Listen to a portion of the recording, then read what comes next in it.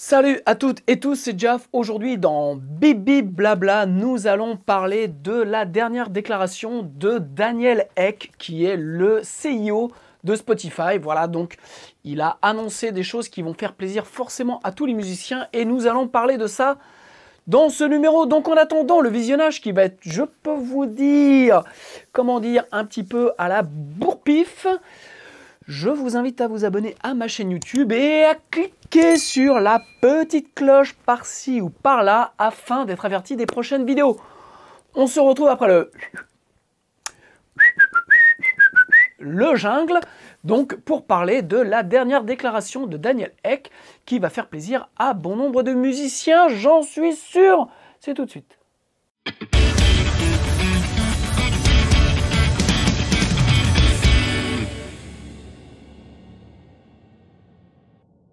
Ok, donc Daniel Ek est le CIO de Spotify, donc on va l'appeler Danny, puisque maintenant, avec ses déclarations, nous sommes assez intimes. Alors Danny, en bon père de famille, on va dire, nous sollicite et nous demande de nous bouger un tout petit peu plus notre queue jolie, parce qu'il estime que maintenant, de sortir un album tous les 3-4 ans, c'est un peu limite, et qu'il faudrait donc que on crée un peu plus de contenu. Alors, moi, je veux bien, mais j'aimerais bien un petit peu plus de coups de fouet, voilà, ou un petit peu plus de coups de pompe dans le fion, parce que vraiment là, c'est du foutage de gueule. Alors, en substance, voilà, Danny, lui, voit ça de son point de vue, et on va un petit peu, maintenant que la pilule, que j'ai craché un peu ma Valda, on va vraiment regarder un petit peu le pourquoi il annonce ça. Alors donc selon Danny, il serait judicieux que les artistes ne sortent plus un album tous les 3-4 ans, mais tous les ans. Alors, si vous suivez Bibi Blabla depuis un moment, vous savez que c'est aussi quelque chose que je prône ou je dis, mais plus, j'irais, comme une réalité. C'est-à-dire que ce qu'il faut voir, c'est que Danny, c'est un peu lui l'oppresseur, c'est un peu lui qui a changé la donne dans la consommation de la musique et dans les relations avec les artistes. Donc, c'est un peu facile de sa part de dire qu'il faudrait sortir un album tous les 3-4 ans. Et là-dessus, je suis d'accord avec lui, parce qu'au vu ce qu'ils payent les artistes, s'ils veulent bouffer, il va falloir en effet qu'ils se bougent plus le cul et sortir plus d'un album tous les 4 ans. Mais, je dirais, c'est un peu le serpent qui se mord la queue. Et là, on est vraiment dans un peu ce que l'on vit au quotidien, je dirais, dans beaucoup de démocratie. C'est-à-dire que vraiment, on a des hommes politiques, on a des gens qui pensent pour nous et qui nous expliquent comment on devrait faire pour que notre quotidien soit mieux. Comment on devrait faire pour que on se bouge plus le cul. Ça me fait à chaque fois, enfin ça me fait penser la phrase de Danny à la phrase de notre Manu qui est de dire du boulot, il suffit de traverser la rue. Voilà, donc c'est toujours un peu facile de dire aux autres ce qu'ils doivent faire, sachant que c'est vous qui tenez, je dirais, les ficelles, et donc forcément, comme je le disais au début, un bon coup de fouet, autant le montrer clairement, mais c'est vrai que je préfère avoir un bon coup de fouet et de savoir que voilà, quelle est ma place plutôt que d'être pris pour un con. Donc, ce qu'il faut voir, donc Spotify a complètement changé les règles de la consommation de la musique et donc par là même a changé complètement les règles du business de la musique. Alors ce qu'il faut savoir, c'est que Spotify est une société qui ne crée pas de richesse, elle crée un service. C'est-à-dire que Spotify crée sa propre richesse, je dirais, sur la capitalisation boursière et sur la vente d'abonnements. Et en aucun cas, elle n'est productrice d'enregistrement phonographique. En aucun cas, elle n'investit de ses propres deniers sur la création de valeur artistique. Alors, ne serait-ce que le principe des royalties sur Spotify, ce qu'il faut savoir, c'est au prorata.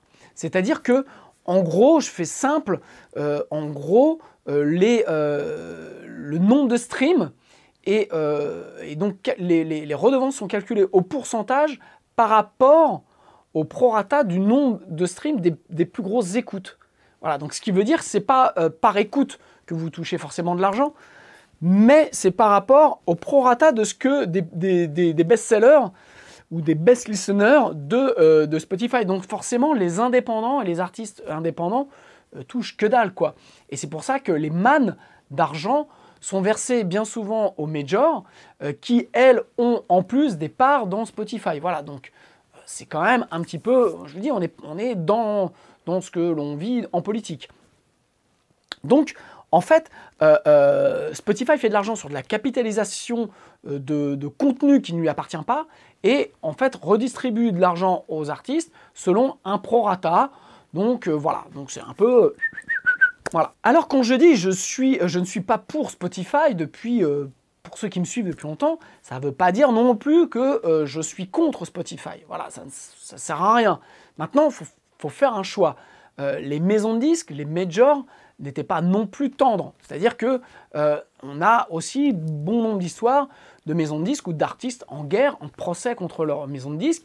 Les maisons de disques et les majors étaient aussi des entreprises pour faire de l'argent. Voilà, donc moi, j'ai pas de problème sincèrement avec ça. Sachant que, pourquoi j'ai moins de problèmes avec les majors, c'est parce que quand même les majors investissaient, c'est-à-dire qu'elles payaient le studio, elles payaient les artistes, enfin donc les salaires en studio, elles payaient les musiciens d'accompagnement, elles payaient les extras comme ce qu'on pouvait se mettre dans le nez ou les demoiselles qu'on pouvait aller voir, je dirais, pendant une séance. Mais blague à part, elles investissaient voilà, sur l'artiste à créer de la valeur. Donc, après que les pourcentages soient en défaveur des artistes, je dirais, je ne vais pas rentrer dans le débat de savoir est-ce que c'est normal qu'un artiste sur un contrat d'artiste soit payé moins de 10%, que voilà, que bon. Je dirais c'est pas le problème. Mais, quelque part, les majors, les labels indépendants, moi j'en ai eu un au début des années 2000, on avait des règles, voilà, des règles de pourcentage en fonction de l'investissement qu'on donnait dans le projet artistique. Aujourd'hui, Spotify fait la pluie et le beau temps sans créer de valeur, c'est-à-dire c'est un petit peu le seul moyen de consommation aujourd'hui, et en plus, durant le Covid, j'ai vu que la part de la musique téléchargée avait encore plus chuté, donc forcément la part de vente physique était quasiment zéro, et que voilà, tout était tenu par le streaming. Donc aujourd'hui, Dany est en position de force, je dirais, et donc de dire que les artistes doivent plus se bouger, c'est une réalité, mais c'est à cause de lui que les artistes en sont là. Et c'est vrai que sortir un album tous les 4 ans, si vous n'êtes que sur Spotify, si votre musique n'est consommée que là-dessus, eh bien forcément vous allez devoir en sortir un par an parce que vous n'allez pas gagner assez d'argent. Donc, et encore plus quand vous êtes artiste indépendant, sachant que dans les royautés qui sont reversées par Spotify, vous avez des royautés donc, qui sont minimes, mais qui doivent financer le producteur, qui doivent financer les artistes, les musiciens, enfin voilà. Donc je dirais, vous avez la peau de chagrin divisée par après le nombre de personnes qui ont investi dans le projet. Et donc c'est pour cela que, en termes de, si vous voulez faire un business plan, pour vous lancer là-dedans, c'est zéro, quoi. Il n'y a aucune solution possible et envisageable. Alors la vraie question aujourd'hui, c'est comme il y a eu beaucoup d'artistes qui ont réagi à la déclaration de Dany, c'est de savoir est-ce qu'on doit boycotter Spotify. Est-ce que, donc la vraie question, est-ce qu'on peut se passer de Spotify? Et là, il y a deux points de vue. Il y a le point de vue du consommateur. Est-ce que vous, en tant que consommateur de musique, vous êtes prêt à racheter des CD, à vous retrimballer dans votre bagnole, sachant qu'il n'y a plus de lecteur de CD dans les voitures, mais retrimballer dans votre bagnole les grosses pochettes, vous savez, vous aviez 20 CD là-dessus, pour les mettre comme ça dans votre autoradio, ou vous baladez avec, ou acheter ne serait-ce que la musique en dématérialisée sur iTunes ou sur d'autres plateformes. Voilà, est-ce que vous êtes prêt à ça? Et puis de l'autre côté, pour les artistes, c'est de savoir est-ce que vous êtes prêt, vous, à retirer votre musique de Spotify? Voilà, moi j'en ai déjà parlé, et j'en reviens un petit peu sur ce que je disais dans arrêtez de vendre votre musique, donc je vais vous remettre un lien là. Mais en gros, moi, je vais retirer ma musique de Spotify parce que parce qu'il y a quand même, j'ai un problème, je dirais, philosophique avec ça, avec le fait qu'il y a un mec qui fait du blé sur du contenu qui ne lui appartient pas, en rémunérant les gens qui ont du contenu, qui créent le contenu mal. Enfin, ça me fait penser un peu aux producteurs de lait, à qui on achète le lait en dessous de leur prix de revient, et en fait, la boîte qui achète le lait fait x3, x4, je ne sais plus combien, sur le prix du lait, et donc derrière le producteur, en fait, il produit à perte. Donc moi j'ai ce problème-là avec Spotify. Et puis comme je disais donc dans Arrêtez de vendre votre musique, c'est un moment, donc je vous invite à aller le voir, en substance ce que je dis c'est comment voulez-vous mettre votre musique gratuite sur Spotify et puis de l'autre côté mettre un lien pour que quelqu'un l'achète. Voilà, donc en fait ce que je préconise, c'est dans ce cas-là, c'est de repenser, puisqu'en fait, on n'a pas le choix. C'est-à-dire que de dire, oui, mais c'était mieux avant, ok, ouais, c'était peut-être mieux avant, mais maintenant, voilà, on peut pas prendre un état en tant que musicien et se dire, et en fait, faire le Calimero, quoi, se dire, ouais, mais bon, voilà, c'est comme ça, ouais, mais c'est... Non, je pense qu'il faut faire état du système et puis jouer contre, parce qu'aujourd'hui, je le répète, on n'a jamais été on n'a jamais eu autant d'outils pour faire de la musique, pour en faire à la maison et puis pour la vendre. Donc maintenant, est-ce que vous avez besoin, vous, artistes, d'être sur Spotify? Est-ce que c'est quelque chose d'utile pour vous?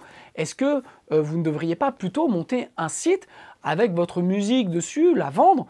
Ou, comme je dis, dans Arrêtez de vendre votre musique, ce qui a fait dresser les poils peut-être de certains, c'est de dire, bah voilà, mais considérez votre musique comme un contenu, c'est-à-dire ce qui va vous permettre d'attirer du monde, de vendre du merchandising, de vendre votre musique en concert, de vendre vos CD sur les concerts, comme vous allez vendre votre CD au même titre qu'un t-shirt. Voilà, donc il y a des groupes de métal, je le répète, comme Maiden, comme plein d'autres, qui ont des stands de merch importants parce qu'en fait, ce sont des vendeurs de t-shirts. Aujourd'hui, plus que des vendeurs de musique. Leur musique leur permet d'attirer du monde en concert.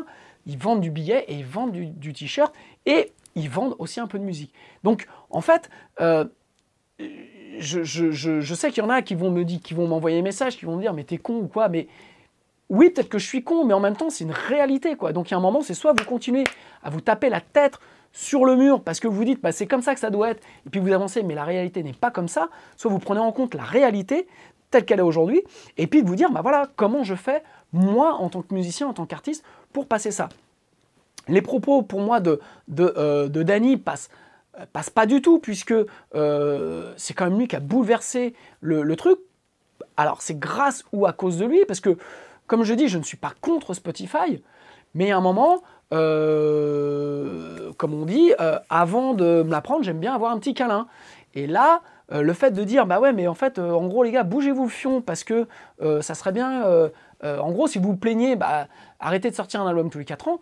Mais lui, est-ce qu'il a déjà sorti un album? Est-ce qu'il sait ce que c'est de composer, d'écrire, d'enregistrer, de produire, de mixer?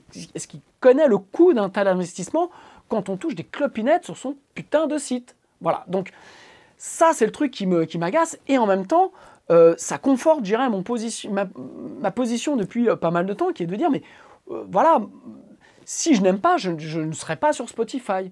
Voilà. Moi, j'utilise Spotify en tant que consommateur pour découvrir des artistes.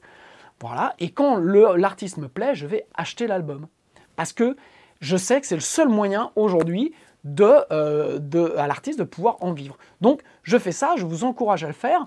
Et puis, si vous n'aimez pas un album complet, bah, vous achetez au moins les titres que vous aimez. Et comme ça, vous pouvez, je dirais, avancer, être droit dans vos pompes, et en plus, si vous êtes musicien, de donner un sens vraiment à ce que, à vos propos et à votre philosophie. Alors donc, on parlait tout à l'heure des labels, mais est-ce que les labels étaient plus justes vis-à-vis des artistes? Peut-être pas. Je sais pas, mais en tout cas, comme je disais, au moins, ils investissaient. C'est-à-dire qu'ils pouvaient dire, à la limite, comme le dit Dany, ils pouvaient dire aux artistes, mais en gros, si tu veux gagner plus ta vie, on retourne en studio. Donc moi, je repaye du studio, je repaye de la promo, je repaye de la fabrication de CD. Mais si tu veux gagner plus d'argent, on y retourne tout de suite. Et quelque part, je trouve ça un peu plus juste parce que ça laisse à l'artiste, ça laisse à l'artiste le choix. C'est-à-dire que c'est pas un esclavagisme total, je dirais. C'est-à-dire que, en gros, moi, j'investis sur toi. Si tu ne te bouges pas, bah, j'investis pas. Si tu as du contenu et si ce contenu vaut la peine et donc on va faire du blé ensemble, eh bien, bam, moi, je remets au bout, je réinvestis, on retourne en studio. Et on voit ça. Donc ça, c'est quand même un truc qui est la différence entre les labels et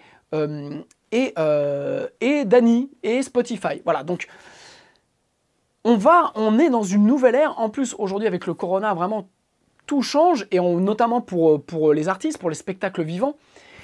Et donc, vraiment, c'est vraiment aujourd'hui de penser sa musique et de penser ce qu'on doit faire comme un entrepreneur. Voilà, c'est quelque chose sur lequel je vous incite. Moi, je fais des formations sur le home studio pour permettre aux gens, aux artistes, d'être beaucoup plus indépendants et de pouvoir produire de la musique, je dirais, à moindre coût, puisqu'en fait, la donnée qui coûte cher en studio, c'est le temps. Vous payez le temps. Et bien là, en fait, l'idée des formations de libérervotremusique.fr, c'est de vous permettre d'économiser là-dessus. Donc, vous allez vous payer une formation, vous allez apprendre, et puis en apprenant, eh bien, vous allez faire, et donc ça va vous permettre de donner le temps d'enregistrer la partie guitare que vous voulez, d'enregistrer la partie voix que vous voulez, parce que vous allez avoir ce temps-là. Maintenant, c'est clair que la musique, la création de la musique est une chose, et on voit aujourd'hui que on est tous liés à la commercialisation de notre musique. C'est-à-dire que autant avant, il fallait passer par une maison de disques ou un label pour pouvoir vendre notre musique, autant aujourd'hui, on est et à la fois complètement libéré, et à la fois on est prisonnier, mais en fait on est prisonnier que d'un truc, on est prisonnier de notre méconnaissance, on est prisonnier du fait de ne pas savoir. Et bien souvent, on a l'impression que c'est pas possible, mais parce que juste on ne sait pas, parce que on n'a pas appris. Que ce soit pareil pour le home studio, l'enregistrement, que ce soit après pour la commercialisation et pour le reste. Donc en fait, ce qui va se passer pour moi, et ce que je vais vous proposer à partir du mois de septembre, donc ça va se monter un peu tout le mois de septembre et sur l'automne de 2020, c'est-à-dire que je vais vous proposer un programme de formation qui s'appelle « Devenez musicien entrepreneur » qui va répondre à ces vraies questions-là de Spotify, qui va répondre aux problématiques de studio, qui va répondre aux problématiques de droit, qui va donc des contrats, qui va répondre aux problématiques de comptabilité, de gestion de l'argent, qui va répondre à plein de problématiques. Je vais vous expliquer ça au fur et à mesure en septembre. Je suis en train de finaliser tout ça avec des intervenants, bien entendu, ça ne va pas être que ma pomme qui va vous raconter tout ça. Bref, si vous voulez des informations là-dessus, je vous recommande d'aller en bas, vous avez de vous inscrire simplement à la newsletter. Vous laissez votre mail et puis donc vous allez être informé de la sortie de la formation. Vous aurez aussi normalement des bonus si vous êtes inscrit en avant. Et donc vous allez pouvoir, si vous voulez créer vraiment de la valeur sur votre musique et savoir comment on peut, je dirais, démarrer quelque chose.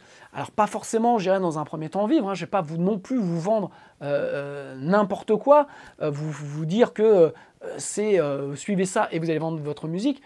C'est faux. Mais en tout cas, je vais vous expliquer un petit peu, je vais vous donner la roadmap pour pouvoir comprendre un petit peu les tenants, les aboutissants du business de la musique, de la position de l'artiste dedans et comment créer, je dirais, de la valeur sur votre musique. Donc ça sera en septembre. Donc voilà, je vous invite à vous inscrire à la newsletter. Et donc en conclusion, donc ça m'a fait réagir, la petite citation de notre ami Dany Eck, qui est donc de savoir, en conclusion, est-ce qu'il a raison? Alors je dirais oui, il a raison. C'est vrai qu'aujourd'hui, d'être musicien, ce que je répète, c'est quelque part, c'est d'être youtubeur, c'est d'être capable de créer du contenu régulièrement. Et donc, c'est de se donner les moyens de pouvoir créer du contenu à la maison et de le sortir. Mais pour cela, il faut s'éduquer, il faut apprendre. Et donc, il faut apprendre la partie studio et il faut apprendre la partie commercialisation. Voilà, donc moi je vous propose des formations qui peuvent répondre à ces attentes-là. Et maintenant, vous avez la possibilité de vous dire soit c'était mieux avant, soit de vous dire Daniel Ek est un con, soit de vous dire que c'est pas juste. Mais je pense que la vraie question que vous devez vous poser, c'est de savoir, ok, mais face à tout ça, comment moi je fais pour tirer mon épingle du jeu, pour faire ma musique, pour vivre ma passion et peut-être vivre de ma passion demain, en tout cas pour pouvoir ne plus subir ce que les autres proposent. Et sincèrement, aujourd'hui, on n'a jamais eu autant de possibilités de faire de la musique, de la créer, de l'enregistrer, de la commercialiser. Et donc, on verra tout ça ensemble à partir du mois de septembre pour ceux qui vont s'inscrire à ce programme de formation. Voilà, donc je vous souhaite un bon été apprenant, comme le dit aussi notre président Chéri, qui est lui un petit peu comme Dany, qui nous explique qu'il suffit de traverser la rue. Donc, pour l'été apprenant, vous avez en dessous, dans le descriptif, des liens sur mes formations. Vous pouvez au moins les jeter un œil. Vous avez une formation gratuite sur Pink Floyd qui existe, qui est terminée, mais vous avez accès à toutes les vidéos. Voilà, vous avez des e-books gratuits à télécharger. Pour cet été apprenant, je vous embrasse et je vous dis à très bientôt. Ciao!